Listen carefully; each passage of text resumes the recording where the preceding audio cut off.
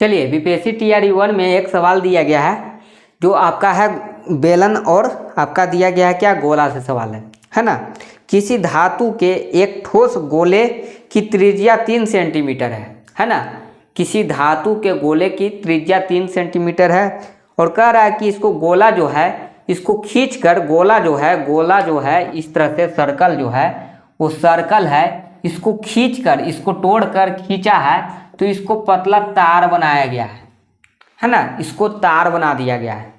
तो तार जो बनता है याद रखिएगा, तार हमेशा इस तरह से बनता है यानी कि मोटा बनता है। तो तार हमेशा क्या होता है, जब भी तार का नाम ले तो इसका मतलब आप समझना है क्या, उसको आप सिलेंडर समझेंगे है ना, सिलेंडर समझेंगे, बेलन समझेंगे।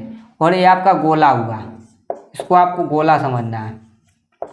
तो ये गोला जो है इसको खींच कर बनाया गया, सिलेंडर बना दिया गया, तार बना दिया गया।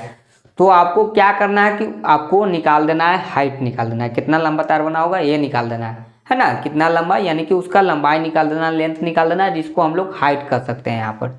तो चलिए इसका यहाँ पर हाइट कहेंगे तो इसका वॉल्यूम जो है, वॉल्यूम आपको क्या करना होगा, वॉल्यूम आपको बराबर करना होगा है ना।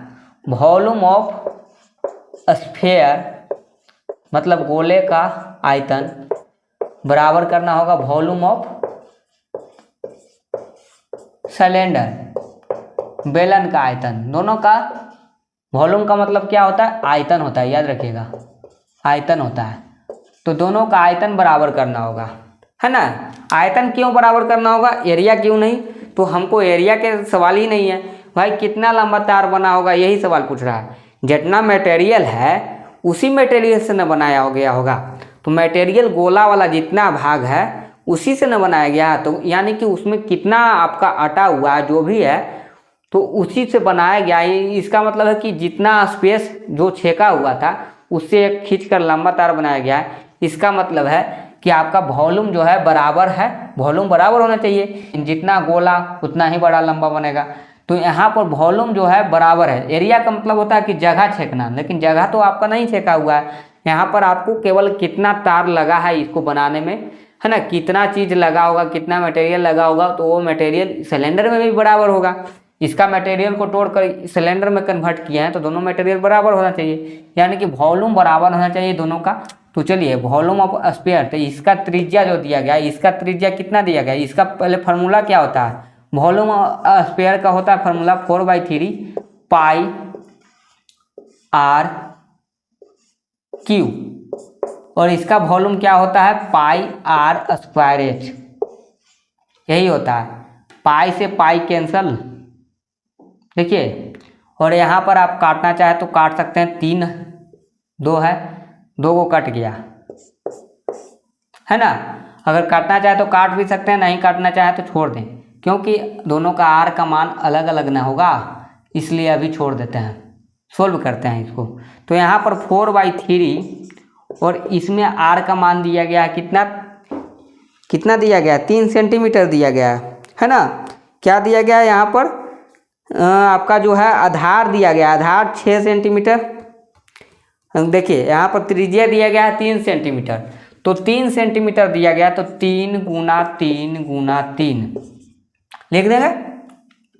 और इसका त्रिज्या क्या है सिलेंडर का भाई, तो सिलेंडर का यहाँ पर देखेंगे तो सिलेंडर का जो त्रिज्या दिया गया है वो mm में दिया गया है, वो भी व्यास दिया गया है ना कि त्रिज्या दिया गया है।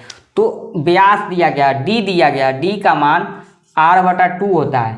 तो यहाँ पर d का मान जो दिया गया है कितना दिया गया है, तो d का मान दिया गया है 4 mm है ना, 4 mm दिया गया है। तो 4 mm को आप 2 से काटिएगा तो d का मान जो है यहाँ पर आ गया कितना, आप काटिएगा इसको तो ये आपका क्या आएगा, r का मान आएगा, r का मान आ जाएगा 2 mm। अब देखिए यहाँ पर r का मान 2 mm आ गया, तो यहाँ पर आपको क्या करना है कि ये तो सेंटीमीटर में था और ये mm में है, इसका मतलब कि गलत है ना। तो जो भी यूनिट होता है उसको मिलाना होता है। तो mm में नहीं होना चाहिए, mm में नहीं होना चाहिए, सेंटीमीटर में होना चाहिए, सेंटीमीटर में होना चाहिए है ना। तो सेंटीमीटर में होना चाहिए, तो यहाँ पर हम लोग क्या करेंगे कि इसको सेंटीमीटर में चेंज करने के लिए सबसे पहले हम लोग क्या करेंगे कि सेंटीमीटर में चेंज कैसे होता है। देखिए आप थोड़ा सा समझिएगा कि सिलेंडर या स्केल हम यहाँ पर बना लेते हैं। तो देखिएगा यहाँ पर आपका जो अष्टमोन बॉक्स में स्केल होता है, तो इस तरह से आप लाइनिंग देखे होंगे। टोटल यहाँ पर 10वां लाइन जो होता है इस तरह से होता है, बहुत लंबा लाइन होता है। उसके बाद फिर से इस तरह से छोटा छोटा लाइन होता है और जाके 10वां लाइन इस तरह से लंबा होता है। तो इसका मतलब है कि ये जो बड़ा वाला लाइन होता है ये आपका सेंटीमीटर होता है, और ये छोटा वाला दिख रहा है ना, ये छोटा वाला हर एक लाइन को mm बोलते हैं। तो याद रखिएगा कितना होता है बताइए। याद रखना है कि 1 सेंटीमीटर में 10 mm के बराबर होता है। याद रखिएगा 1 सेंटीमीटर जो होता है 10 mm के बराबर होता है।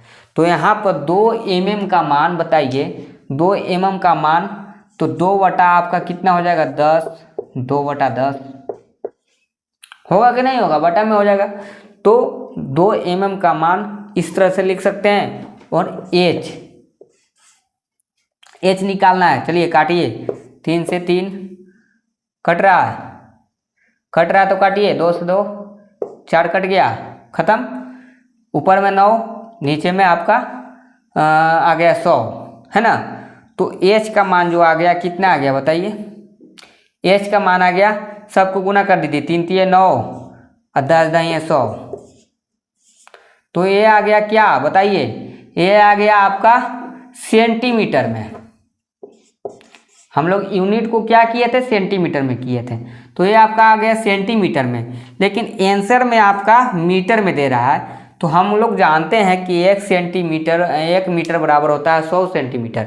तो यहाँ पर क्या करेंगे कि 9 गुना 100 और 100 से डिवाइड करेंगे तो ये आपका मीटर में आ जाएगा। तो काटेंगे तो 9 मीटर, यही आपका आंसर होगा, है ना। 9 मीटर आपका आंसर है। तो मीटर में आंसर लाना था, यानी कि 3 यूनिट में बदला है। पहले mm में था सवाल, सेंटीमीटर में था सवाल, लेकिन आंसर मीटर में दिया हुआ था। देखिए किस तरह से आपको कंफ्यूज करता है।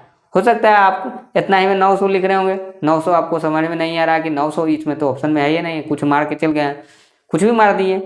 लेकिन नहीं, यूनिट भी देखना होता है कि यूनिट क्या है। यूनिट मीटर में दे रहा था आंसर, तो मीटर में लिखेंगे, है ना। 100 से डिवाइड कर दिए मीटर में चेंज करने के लिए। 900, देखिए 1 मीटर में 100 सेंटीमीटर, तो 900 सेंटीमीटर में भाई 9 मीटर होगा, 9 मीटर आंसर। कितना आसान सा सवाल था। तो चलिए इस तरह से बनाना होता है। चलिए आपको समझ में आया कि नहीं आया कमेंट करके बताइए, और वीडियो को जितना हो सके लाइक कर सकते हैं, शेयर कर सकते हैं, और फेसबुक पेज को अभी तक फॉलो नहीं किया तो जल्दी से फॉलो कर लीजिए। यूट्यूब चैनल को भी आप सब्सक्राइब कर लीजिए। Thank you.